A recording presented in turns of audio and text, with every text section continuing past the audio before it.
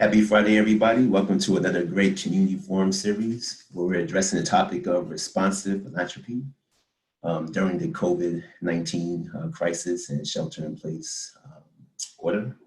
We're very, very happy to welcome an esteemed panel that can speak to some of their activities in the community, especially here in Richmond, California. I am accompanied by Alfredo Mathew, who is an excellent collaborator and partner with the Community Forum series, where he has a wonderful podcast called Future of Our Work. And I'll let him introduce himself momentarily. But we just want to say, if you have any questions during this conversation, please type those questions in the chat, and we'll make sure to share it with our esteemed guests today. So thank you guys for joining. Alfredo? Thanks, Wesley. My name is Alfredo Mathew III. I'm the founder of Working World LLC, a business consultancy focused on the intersection of education, workforce, and entrepreneurship. I've been an educator for about 20 years, been involved with youth development, nonprofits, and now I'm really focused on, I think, some of the work that you all are focused on at that intersection between government, philanthropy, education, and workforce. And I started a podcast out of CoBiz Richmond. As soon as I met Wesley and I stepped into CoBiz, I said, man, I want to partner with this guy. I like this space. It just got my creative energies flowing. And when the shelter in place happened, I felt this deep loss. Man, I don't have this community anymore. How am I going to stay creative? But I also recognize that we need to find ways to build connection, and we need community even as we're somewhat isolated. And so Wesley and I just started thinking about ways to start a regular Friday noon time community forum, a conversation. And over the last 3 weeks, we've discussed the federal stimulus package. We've discussed the digital divide with teachers, how to close the school year strong. Next week, we'll be talking about with the SBA about small business and entrepreneurship, how to support our Main Street small businesses, and then looking at the class of 2020 and folks making that transition. And it's been a great kind of discussion series so far, and we look forward to seeing where this goes. Definitely. Thank you, Alfredo. It's been a pleasure working with you. In that spirit, I'd like to welcome our guests, Stacey and Kanwarpal, for joining us today. If you guys wouldn't mind, tell us a little bit about yourself, your organization, and its relationship to Richmond. Stacey, would you mind starting? Sure, thank you, and nice to be with everyone today. I really appreciate the invitation to be part of this conversation, especially to be engaged with the three of you. I feel very honored. I'm the Chief Operations Officer for RCF Connects, which is formerly known as Richmond Community Foundation. Our mission is to mobilize the power of connection to support healthy, thriving communities.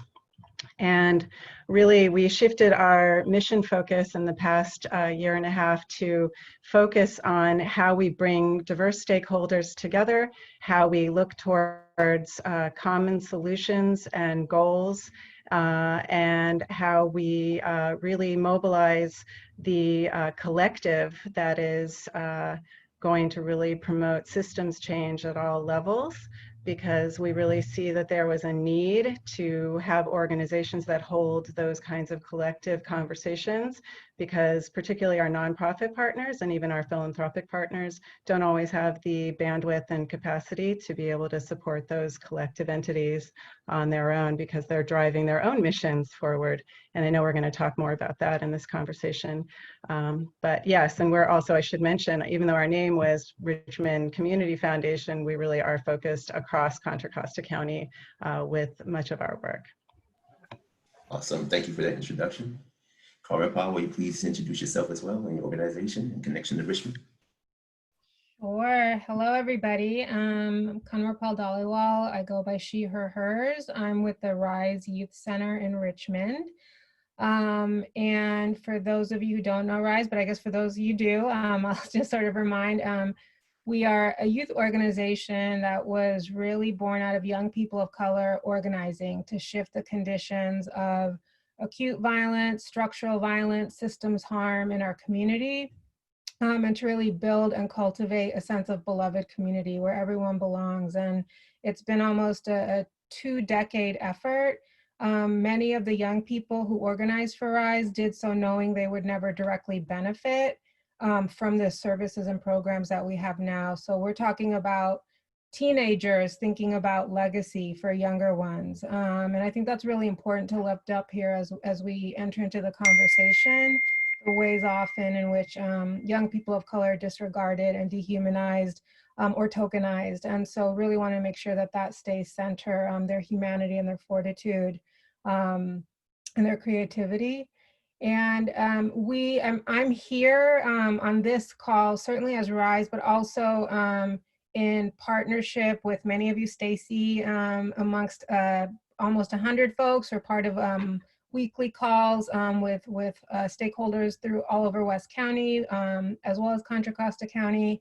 Also part of a group of organizations that are working to design actually a rapid response fund through the city of Richmond.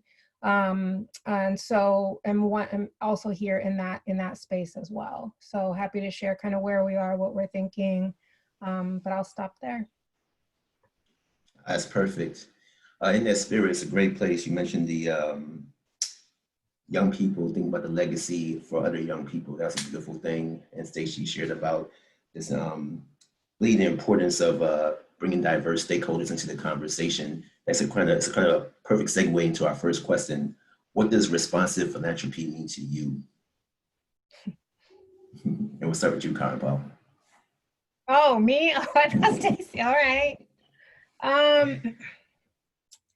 You know, I mean, I guess the way I'll enter sort of that question is, I think about responsiveness being a feeling and a way of being about centering relationship, and really understanding that centering of relationship, it is about community building.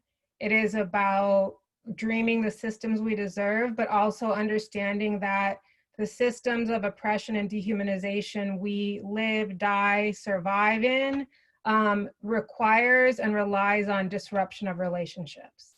And that we've seen that systemically through policy, through practices, through assumptions, through pathologizing. And so when we talk about centering relationships as a means for responsive philanthropy, it is actually about naming white supremacy. It is about naming that these resources that our funding partners have, the resources that we get and procure as community organizations, none of those resources belong to us. They are our communities. And so we have to think about this as a return of resources. And even the language we use around using the words like assistance or even grants, right? It's more like, how do we actually reframe the way in which we're holders of these resources that don't belong to us? Or that belong to some of us. And so when I think about being responsive, it is about how do we hold relationship very proximately, but also politically. And I would move and invite our philanthropic partners and with us together to think about how do we do that together? Because I think as part of the nonprofit industrial complex, we're also in that too. We are buffers in a system that maintains immense inequity and injustice. So I'll stop, you know, I could go on, I'll stop there. Oh, thank you. Appreciate your, just the clarity of your insights there. It really touched on many different levels. So thank you very much for those insights. Stacey, would you mind sharing your thoughts as well on responsive philanthropy? What does it mean to you?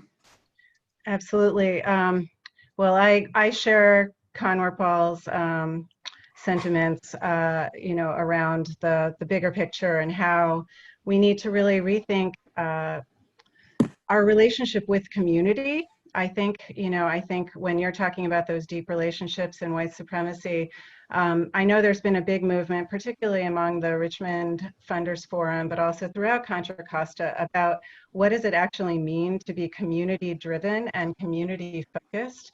Of course, Richmond Community Foundation, we are a community foundation. And so, you know, our mission even is about supporting a healthy, thriving community. So what does that mean in a crisis? How do we respond? And, you know, a lot of philanthropy, we don't have the direct relationship at this point with community members, even though our board members might represent community or the organizations that we are supporting are directly supporting community. So how do we bring the community voice into our decision making?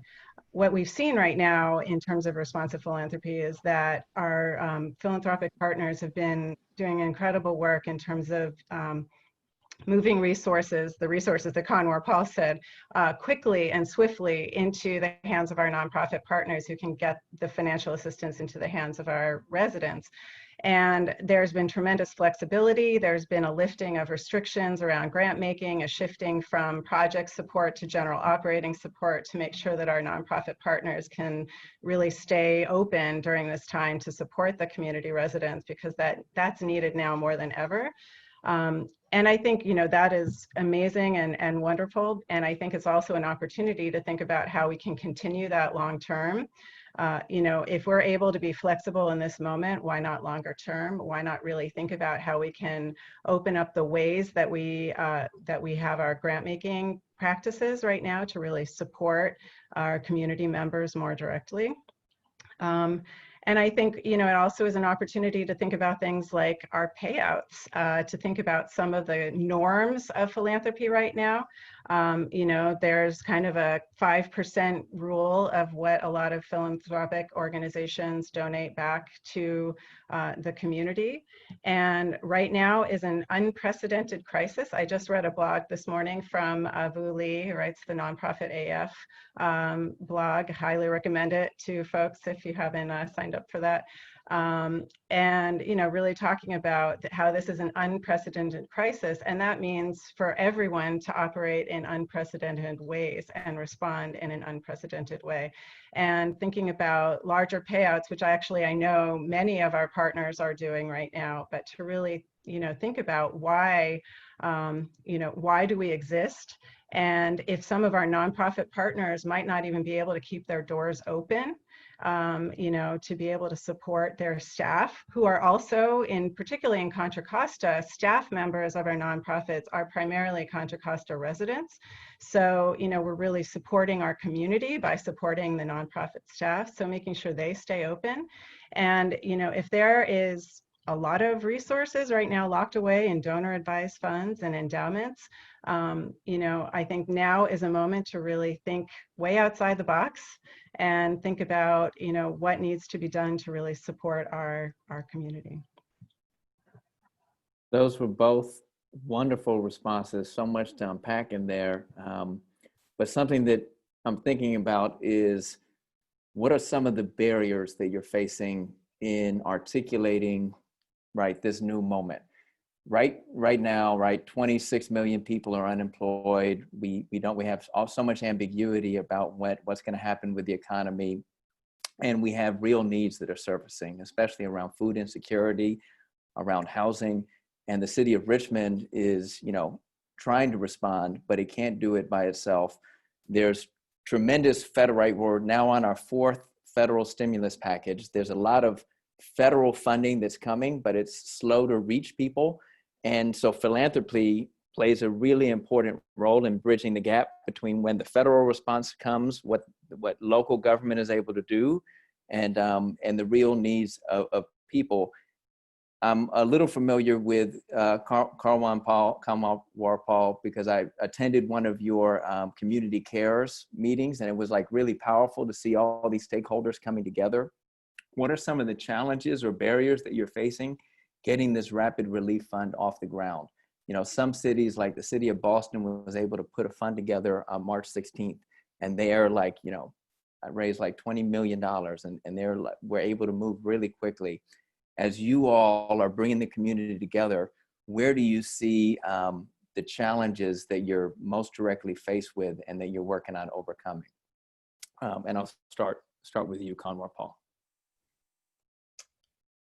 Yeah, I think I also maybe just could also go back to what Stacey had shared, and just even sort of more specifically around the first question. I mean, RYSE, we're so appreciative of our funding partners who just actually reached out to say, how are you doing? They didn't know what they could do, right? They didn't know like if they were going to able to shift and pivot, but I think just knowing that we're being thought of in this time, it really means something. Just like we're following up with our young people, with our families, with our partners, doing a cares call where we're just like, should we just connect, right? We didn't have an agenda or know what we were going to do.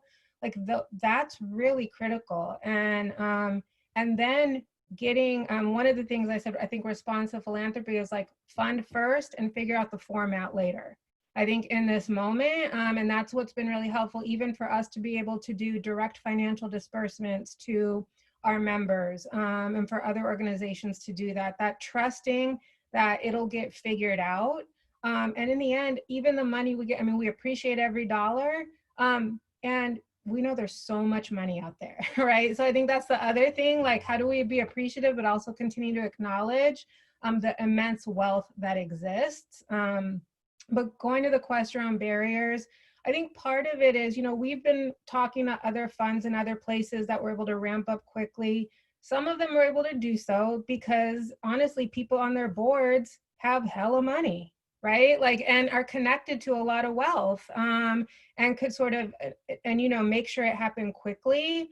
And we think that's important. I also think, part of our work with the community cares call, and I don't want to say that's just like RYSE's or my call. I mean, yeah, we hold it, we are doing the logistics for it, but really as a community of providers and stakeholders, how do we ensure that when we're creating a fund, we are still centering Black and Brown people who are most burdened by the conditions that have brought us to this pandemic. This pandemic only reveals and increases what has been going on. So for so many of us, you know, this is not new. I'm really trying hard not to cuss because I cuss, and so I know like there has to be sound bites, but honestly, this shit ain't new. And so it's elevated, it's escalated. I mean, what, you know, but I think for us is we have to continue to do what we're doing. And I think what's I'm really excited about the Richmond Fund is that it's actually community centered. It has been born and developed out of a cross-sector process. We're talking to our families, we're talking to young people, we're actually getting resources out, maybe slower than some of the other cities. But I also feel like, you know, this is a moment of understanding that these conditions and the divestment in Richmond and West County and the county, I mean, this is now the culmination of decades of that. And I think that also goes to generations of not valuing our communities, that our communities aren't deserving of it because we're Black and we're brown and we're poor and we're undocumented. We don't show up in neat and tidy ways in which other places can and do. And so I think also naming like sort of, you know, our moral compass has to be recalibrated around actually making sure Black and brown and poor people matter. And I think that is a kind of responsive way that I think philanthropy and government has to contend with. The last thing I'll share here is, you know, as we're seeing these mandates and measures come out, which are really important to mitigate the spread of COVID, to reduce it, to flatten the curve, we also need to flatten the curve of these supremacist systems and conditions. And we need to see our electeds and our public agencies and our philanthropic partners saying, this is a result of white supremacy. This is a result of capitalism. We don't know maybe all the ways it connects, but at least we're gonna name it so we can actually start to reckon with it. Richmond has the highest numbers, at least on the last count I saw. Why? Nobody is saying anything. And so that our young people see that. We see the disregard and the silence around our pain and our lives. And then we have to jump through so many hoops to get, honestly, a dollar, right? Like, I mean, it's violence, right? And so while we're in a time where this feels jarring, the shelter in place, the joint orders feel so jarring, there's like a violence in how germane it is for so many communities because this is how we've been treated. I'll stop there. I mean, so obviously the legacy of so much racism and structural inequality, right? We're feeling it right now, but it's been here all along. And Richmond is not a place that is really necessarily on the Bay Area philanthropic map. When you talk with a lot of foundations, they fund San Francisco and Oakland. Maybe they go to San Jose. You try and, you know, talk about bringing some funding to Richmond or Hayward, you know, and I've been told by folks, we can only fund who our board knows, right? And the board knows San Francisco, it knows Oakland. It's hard for Richmond sometimes to get noticed, but there's just as much, if not more, need there. Stacey, in your role with the Richmond Community Foundation, how are you trying to address this? How are you trying to elevate Richmond's prominence and bring more resources, show people that this is an important place to invest? Yeah, thank you for that. It's hard to follow up on Kanwarpal, because I get wrapped up in what you're saying, Kanwarpal, and I'm like, yeah, I'm totally with you. Especially the cussing, right? Hey, it's all part of it, and totally understandable, the frustration where it's coming from. Yeah, I mean, a lot of what we've been doing at RCF is trying to think about how we drive more resources into Contra Costa as a whole, how we think about, in a way, kind of the case for West Contra Costa and now East Contra Costa also, you know, and how Contra Costa is really an important and critical part of the Bay Area issues. You know, it's not Contra Costa's or Richmond's problem to solve for themselves. You know, when you think about how many people probably live in Contra Costa and work all over the Bay Area, I mean, it's a critical region for everyone to be contributing to. And as Kanwarpal said, you know, the whole idea of scarcity, that whole mindset of, you know, there just isn't enough is not true. It's just that there isn't enough being distributed into our communities. You know, one of the barriers that I wanted to highlight, and is something that we're trying to work on, and I think that the collective care work that RYSE is leading right now really is helping, is the siloing that is existent in Contra Costa in many different ways.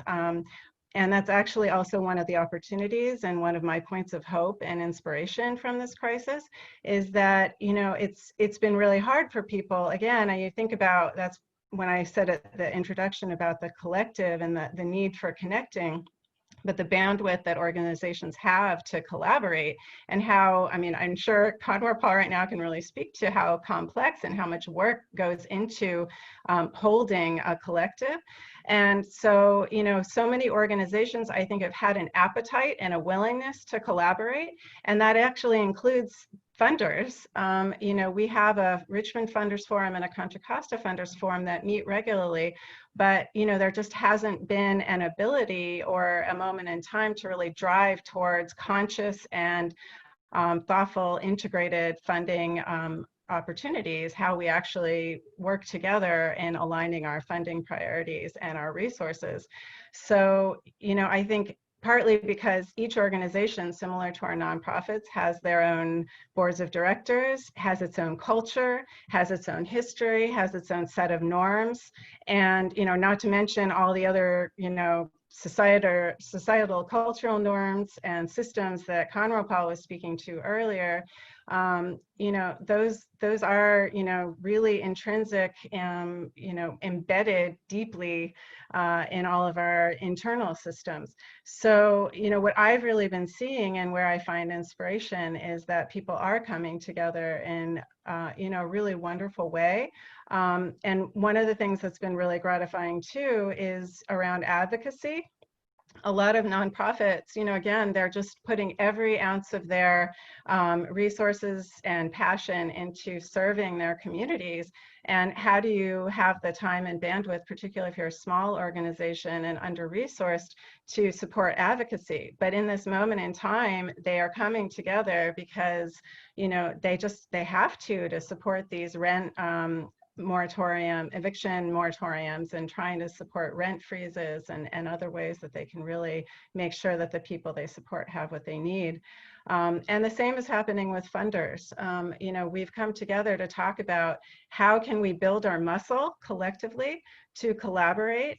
You know, maybe we don't go all in, but maybe there are ways that in certain issue areas we can really collaborate and drive more resources and really call attention to Contra Costa and, you know, West Contra Costa and East Contra Costa in particular, to other partners in the Bay Area, because there are so many response funds that have come up, and there is so much, so many dollars that are out there. The other thing we're actually talking about too is, how can we, instead of just advancing our own organizations, agendas, priorities in our narratives, how we can try to build some collective voice around the correct information, for one thing, because as funders, people listen to us, we have power and influence, and there's so much misinformation out there. Not to mention also just calling attention to the why, all the things that Kanwarpal just brought up, why things are the way they are, not just saying who's affected, but why those are the people that have been affected. We have, I feel, an accountability and a responsibility as funders to be able to do that, and to lift up the voices of those people in our communities that aren't being heard, and make sure they're being heard, and elevate new types of leadership in this moment. I think that is what's happening in West Contra Costa in particular, but I've also seen it in East Contra Costa. And this really is an opportunity to try to overcome some of those barriers, at least in small steps that are tangible. Thank you, Stacey. Something that both you and Kanwarpal mentioned was the human element. Right now, we know people really are facing some real challenges. Businesses are struggling. People are wondering, what's the next steps? What's going to happen after the shelter in place lifts? And while there are these systemic challenges that we need to definitely address, right now, a lot of people are wondering what resources are available right now? How can they be shared equitably? And what does that look like? And so the question we have right now for you guys is, during this moment right now, what are some tangible things that reflects responsive philanthropy that you guys may be involved in? And Stacey, we'll start with you. Sure. Well, I know, I actually just came off of a call this morning. RCF is the anchor partner for a nationally funded project called the Mobility Labs through Robin Hood Foundation, and Tipping Point Community, which is our local Bay Area partner. And our organization, it's focused on a population in Antioch that's in the most dire need. And we're supposed to be developing a pilot project so that we can really help elevate people out of poverty in new ways. But in this moment in time, our coalition, which has over 30 members, really looked at how can we make sure that those people, because of course we selected a population that is most in need for the project, and right now the inequities are just even more highlighted. They're mostly out of work, and a lot of them don't qualify for public benefits, and just the list goes on. So came together and said, let's see if we can apply for some funding for direct financial relief. And we have a couple partners who've come up with mechanisms.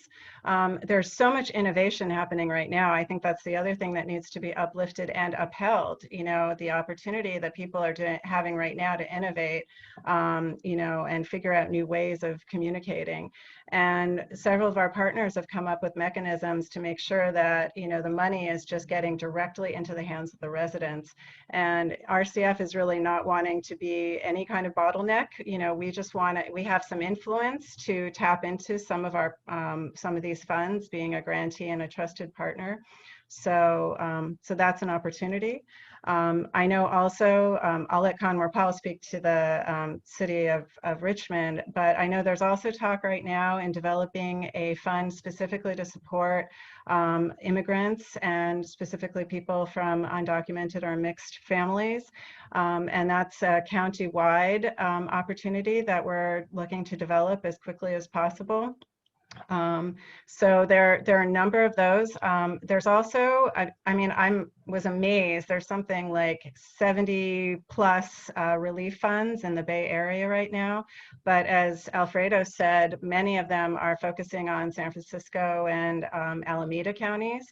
So, again, just trying to look at how we can drive more of those resources here to Contra Costa. And otherwise, Kanwarpal might be able to speak more to some of the other direct services that are actually happening around food delivery. Tremendous, amazing work that's being done collectively to really think about how food and internet connection and devices, and those are some of the top other needs besides just cash to replace wages that have been lost. Thank you, Stacey. Kanwarpal.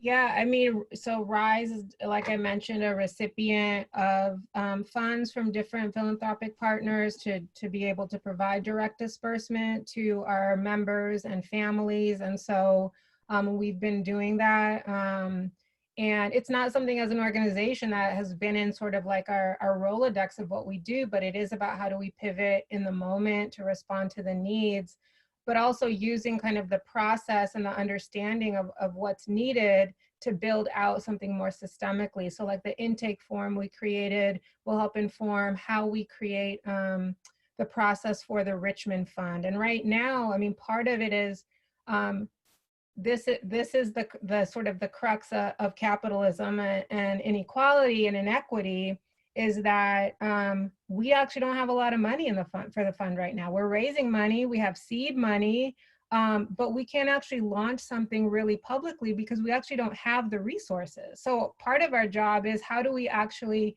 champion the resources for this fund, which we're trying to raise, at least $3 million so that we can provide direct disbursement. We can provide rent relief and job loss relief. We can actually provide supports and services to maybe family members in mental health episodes that we don't have to call systems that might not be helpful, so that we can do that direct community response, that we can build the mutual aid that we know is already happening, but actually resource it. Because I think part of what we understand is that we have to work with and partner and hold systems accountable and be a mutual support, but we also know we can't rely on the systems. And I think that's what's like, you're not supposed to say that, but it feels that way. And it's not about individual people not doing what we need to do. RYSE can't do it alone. There's not one staff, not one program, not one organization, but it is that it might not feel as responsive, but these weekly calls are about how do we actually recalibrate the ecosystem of who's sort of holding and stewarding and in leadership and who's centered. And so I think, again, we have to name and address the proximate. We have to give the same rigor to naming the structural in every single thing we do. So an example of that is we do not call financial disbursement assistance. That implies some burden of proof. It implies that somehow where the money is sequestered is where it belongs.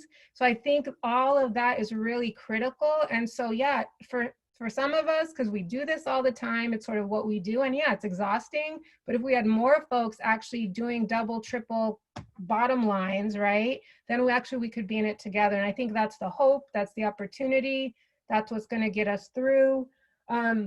I do also want to mention, like, yeah, in addition, there's a number of their statewide work, but also local work for people experiencing intimate partner violence, domestic violence, commercially and sexually exploited children. How do we have non-systems responses to take care, which actually will cost less money, but still need resources for folks to be able to do that.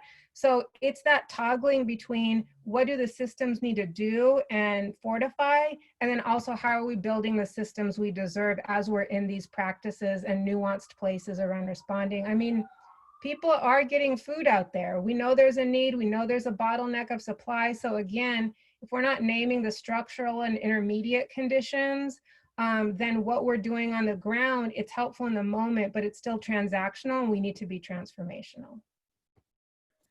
So I love what you just said, Kanwarpal. We need to be transformational, not transactional. Is really easy to get caught up in the moment and just be reactive, or you're really trying to have a thoughtful, transformational response to this pandemic, because it is an opportunity. But we don't know if systems are going to change out of this, right? We don't know what is going to happen. So as you all are thinking about prioritizing, right? You only have so many resources. I really hope that that fund gets that $3 million that you've identified that the community really needs, right? Mm-hmm. We need to get more resources into Richmond. This fund needs to be fulfilled. how are you going to go about prioritizing, right? I know that in the community cares in this collective, you got the city, you got West Contra Costa Education Fund, you've got a lot of, 100 different CBOs, nonprofits. How are you all identifying what are you going to prioritize in the short term, and then for that more transformational, longer term investment? Yeah. So we're looking at a phased approach. So starting, we don't want to wait, like we can't wait to get $2-3 million. That is not responsive by any means. That's just sort of perpetuating the system we're in. But in our phased approach is to start with what we have, and we've developed a set of principles around the fund that really are about how do we center those most burdened by the condition. So again, what we know is our Black and brown and poor residents, undocumented folks, folks who aren't going to receive the stimulus, how do we make sure we're addressing their immediate needs first? We know there's relationship. We know that our families work in local businesses, and those businesses also need to be tended to. So our partners who do that work need to be thinking about that. We need to be coordinating. But for us, it's these concentric circles of support as we build the fund. But we really, again, if we're looking at this as a return of resources, then we're starting with our communities and our families and our young people who generationally, historically, and even now have resources stolen and extracted in all kinds of ways, right? That's part of sort of US nation building, but also how we maintain our cycle. And so, first phase is going to be that. And it's going to have to be, we're going to have to work with providers who are connected to families. And as we build the fund, how do we also then start to think about other parts of the ecosystem that we can connect to? What I will also say is that we are working on a way in which for individuals and families and organizations who access the fund, how are we doing ongoing inquiry about the needs, experience, and priorities so that we can share those out collectively and then push the advocacy and policy work to address those needs and priorities. So again, it's still about the disbursement and responding, but it's still that inquiry of how are we understanding the structural, sort of structural landscape that we're in that's requiring these direct needs and supports. We're going to be talking about it more on the call next week. So for anyone who's interested in joining, we'll be talking about it more. So we definitely want you to share out about the community cares calls and how people can get involved with that.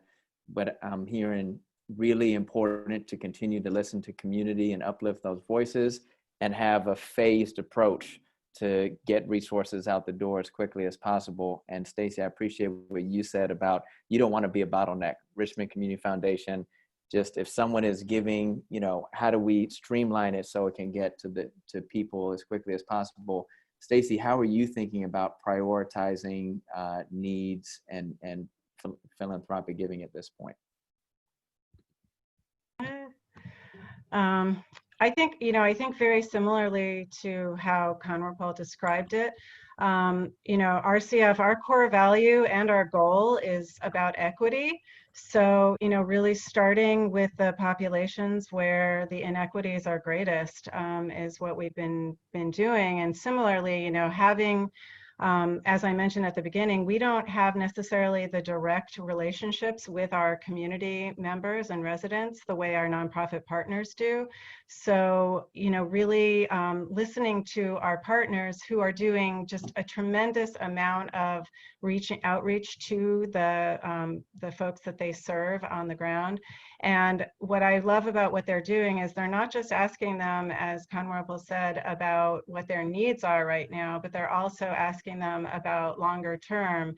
And in addition, some of our partners are asking their communities what resources do they have to share with their neighbors and to share with, with each other. Because, again, that's where some of the fastest support can come from, is from your, your own community. And, one of the things we're learning more and more is community members know best what they need in their own community. They have the solutions. Not only are the resources that we're looking to return to them rightfully theirs, but they also know best what to do with those resources. And, that's something that I know, many of our philanthropic partners are really looking at. How do we really involve that community voice in our decision-making processes and in our grant making, et cetera. And in addition, I think, as Kanwarpal said similarly, there's the short term, like how do we respond right now, and also be thinking to longer term. This recovery is going to be long term, and we know that there are going to be many people who are going to be in even more severe crisis than they were, and we were in crisis before the crisis. So, making sure that we're responding to them, thinking about having a rent fund, so that people, when they actually have to pay their rents after the moratoriums are put back, lifted, then they actually have the funding to be able to pay rent, for example. And looking to how we can make sure to support coalitions longer term as well, because as I said, I think systems change work is only going to happen in the coalitions. It can't be held by one group. So how do we make sure we're thinking about that long term? That's something obviously RCF is really mindful of. And then policy advocacy, not to mention the census is still happening, and how do we make sure that people are participating in that? And then we have an election coming up. How do we continue to support democracy and make sure that people vote? Because it's going to be absolutely critical. So, I think it really is that balance of looking at short-term need, and then also, how we can keep the focus on how we look towards longer term. Thank you, Stacey. I guess in line of that spirit, we really want to empower people, right? We want people to receive support during this time, but we also want to be able to communicate ways that people can contribute to the cause. You mentioned, both of you kind of highlighted that you're able to kind of gather community inputs, identify what the need is through the different partner organizations that you're working with. But can you share with us today, what are some particular things that the community as a whole can do to support your efforts to highlight not just the need, but how can they help advocate for the $3 million rapid response fund? What are the things that they can share with their social media or share with their families to support the things that you guys are doing? Because you do need support. You guys are out there in the front line with us, along with the CBOs, and the more that we feel empowered as a whole, the greater the chances for success in terms of addressing the sectorial challenges, as well as just the personal challenges that people are enduring. So any thoughts on that? Kanwarpal? Yeah, I mean, I think all of us, any of us who are, whether we're nonprofit, philanthropy, government, public, we have chosen to be in these roles, right? Maybe, I know we might feel like these roles have chosen us, or the work has chosen us. I certainly feel that in a lot of ways, but we also have made a decision to be stewards of this beloved work. And so we have then a responsibility to name the truths and realities, that we have to reckon with the truths of dehumanization and oppression and the pain that it's caused us. And I think that's going to look different for different folks. So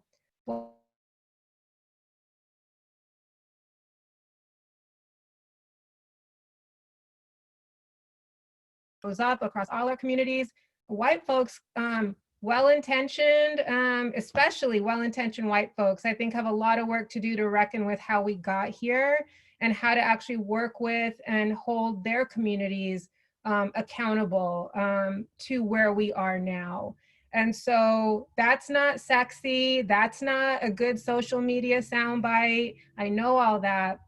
But I feel like that's what we need folks to do. We don't need saviors. We don't need people putting their capes on. We need people to be in the grind, doing the work, being uncomfortable, but still being committed to each other's humanity, to be in the struggle.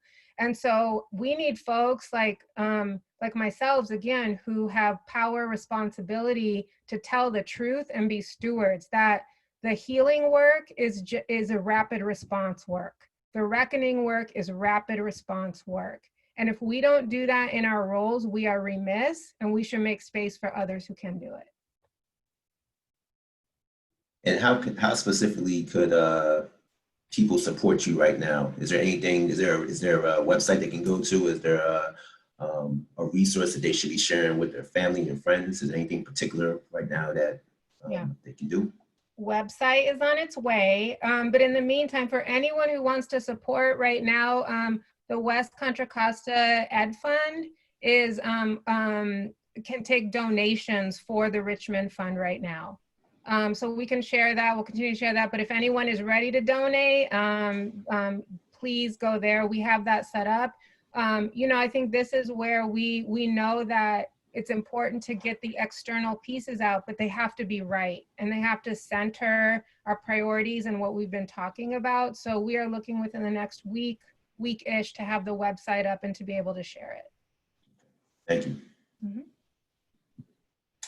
Stacey, similar question in terms of what can us as the community as a whole do to support your efforts at this time? Sure. And I totally say yes to everything Kanwarpal said.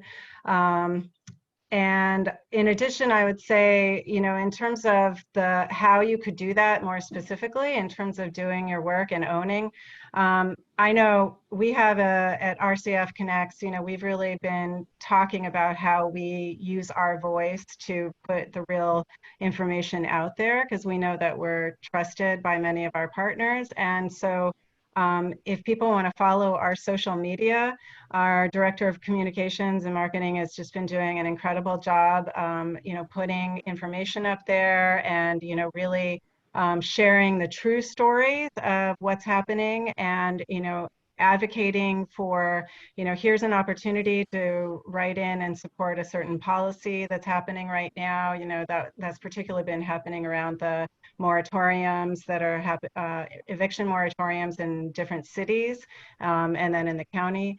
But if people want to follow us and take action or share the information that we have, because again, I think there's a lot of misinformation out there. So the more that we can get the right information out there, the better. And if you have large networks in particular, I think that's really important. I think, you know, one of our a foundation head that I heard speak recently said, if you don't use your voice, you're leaving half of your resources on the table. I think that there's, you know, there's different ways of thinking about resources, and it's not just financial.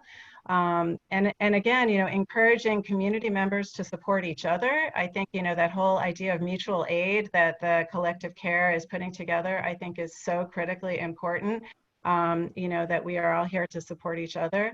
And then, yes, you know, donate as much as you can and spread the word about how important the needs are in West Contra Costa and East Contra Costa right now, how isolated people are, and how, you know, there really are not as many philanthropic dollars that are coming into our county as in other parts of the county, of the Bay Area.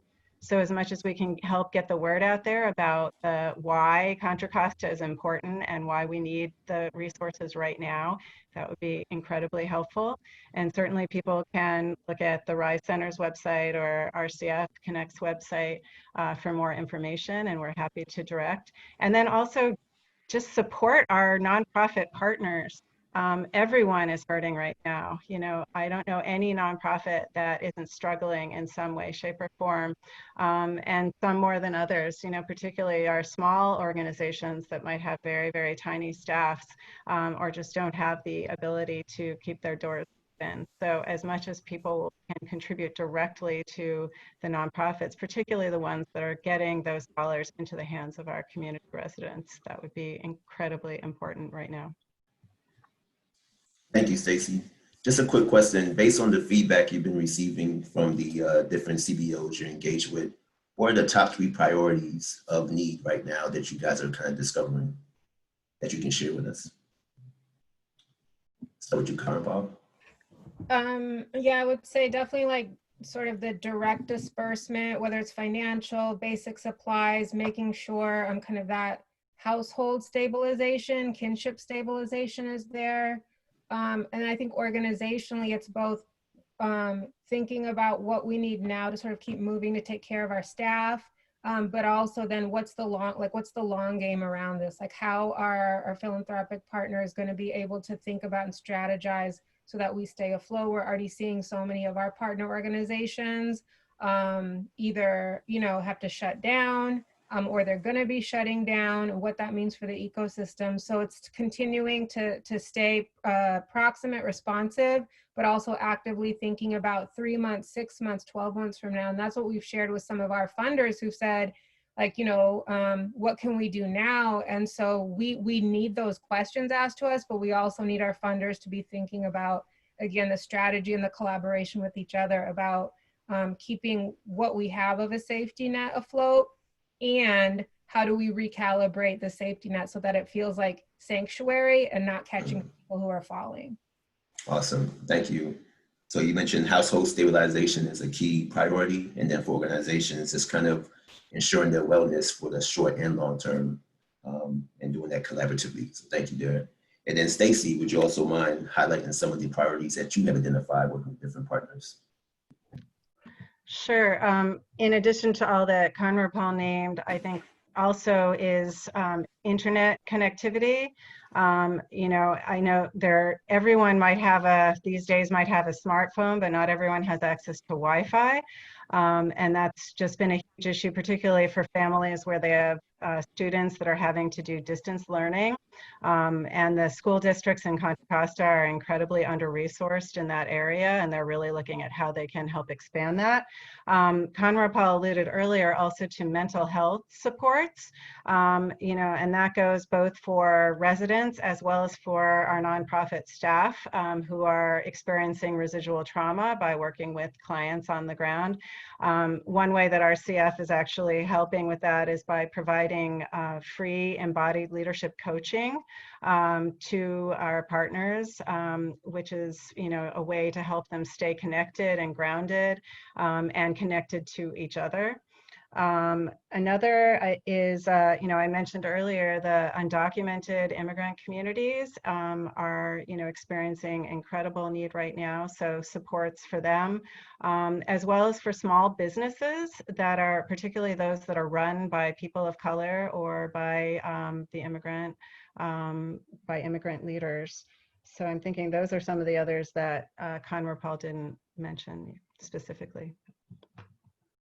Thank you both so much for everything that you shared today. Thank you for all the work that you do day in, day out. And thank you to all of your partners, the people who you stand in solidarity with, because it's going to take everybody really coming together to make the change that we want to see.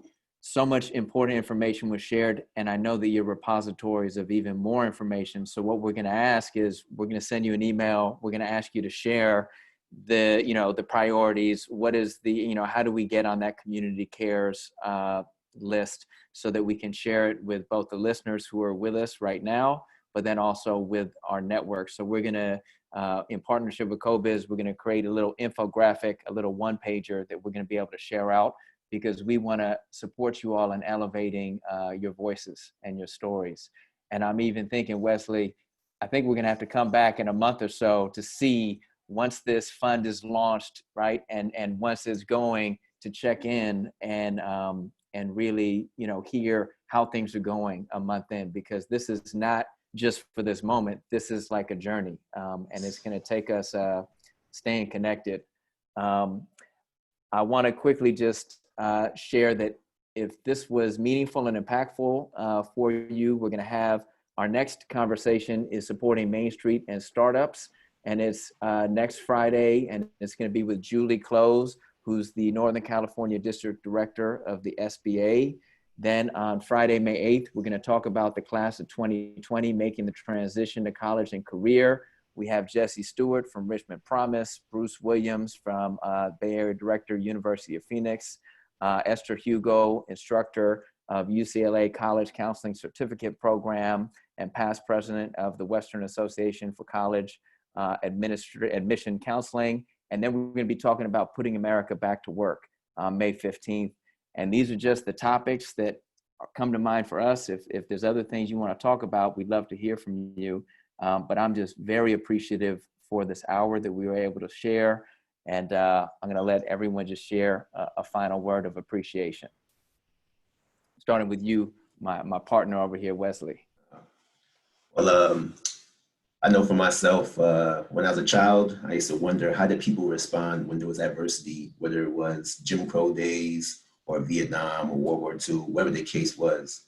And I feel like we're all, for those of us who were present, we, like as Kanwarpal mentioned earlier, we're stewards. We have a chance to show an example to young people. What does it mean to demonstrate true leadership? What does it mean to actually care for others? And what does that look like? And how can we ensure the wellness of others? So I'm super grateful to be in this position, to have this conversation and to kind of learn from others and to figure out how can I be better at what I do and kind of share that information with others. So thank you guys. And thank you guys for participating. Kanwarpal. Thank you. I was going to say thanks. Yeah, I mean, I'm really blessed and grateful to be part of an organization that is so tender, so loving, so strident. We know that we're going to be free and we're working for freedom. And so, appreciate the righteous ancestors, the descendants that are going to come after. That's really the way in which I sort of walk in this work in the world. I also just want to do a shout out and love to our RYSE team. 36 folks really holding it down with a lot of love, a lot of rage, and showing up amidst all of what's even going on for them. And, I just really look forward to the ways in which we continue to build loving relationships so we can build loving power, so we can build the loving systems we all deserve. Thank you. That's beautiful. And Stacey, you have the final word. What responsibility? Well, I've been thinking a lot. My personal values that I stand for are courage, compassion, and love for myself and all others. And, so everything that everyone was saying on this call really resonated to me deeply. And, I keep feeling like, this is a moment in time, that yes, the challenges are so overwhelming. I know we all feel exhausted and overwhelmed. And it's really hard being physically distant from each other. And it's also a moment to see how interconnected we are. Globally, everyone is impacted, and to come back to, how we are all human, that opportunity to fight back against some of that dehumanization that Kanwarpal was referring to, and really get back to the values that connect all of us as a species, about love, about equity, about, beloved community and righteousness and justice and equity and, the things that really, truly, deeply matter. And I'm holding on to those small moments of kindness that I have been seeing every day. And, they continue to give me a glimmer of hope, even in those moments of fatigue and near hopelessness. And I just am so deeply grateful to the community that I get to work in, both at RCF Connect. Similarly, we have a righteous, amazingly passionate, and deeply committed staff who I learn from every day. And the people that I get to work with in the community and my own family, I'm really very, very privileged and fortunate. And so I think the other thing I'm thinking very deeply about is accountability, and how, anyone that has any kind of power and privilege to be able to think about how to lean into that as deeply as possible in this moment, because like I said, it's unprecedented. So unprecedented times call for unprecedented actions. Wonderful. Well, I think that's it. Let's all do unprecedented things to make this world a better place. Thank you all for sharing an hour with us. We deeply, deeply appreciate all of you. Thanks so much. Thank you guys. Thank you for everyone who attended. Thank you. Bye, everyone. Happy Friday. Bye. Yes.